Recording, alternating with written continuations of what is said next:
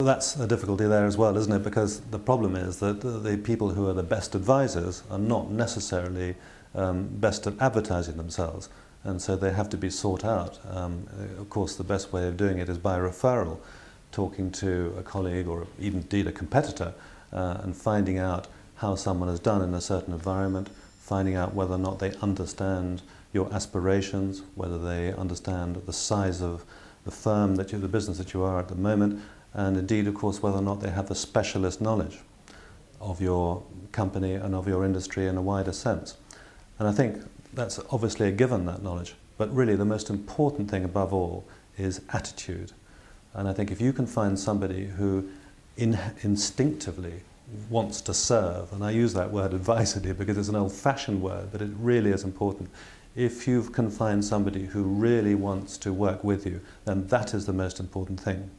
Of course, the problem is, how can you prove that in an interview? I think there's a point to make here, and that is that it's quite possible to have more than one accountant. I think people find it very difficult to say goodbye to a relationship with a previous advisor.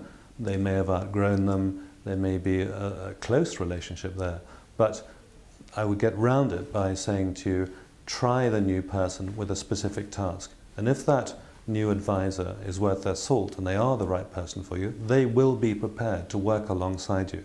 They will be prepared to actually prove to you that they're good, rather than just being content with telling you that they're good. Yes, I would be prepared to do that, providing there was a very detailed scope and providing, of course, that it didn't go on for too long. What I am prepared to do with clients who we are attempting to gain is to be alongside them for some time before they commit.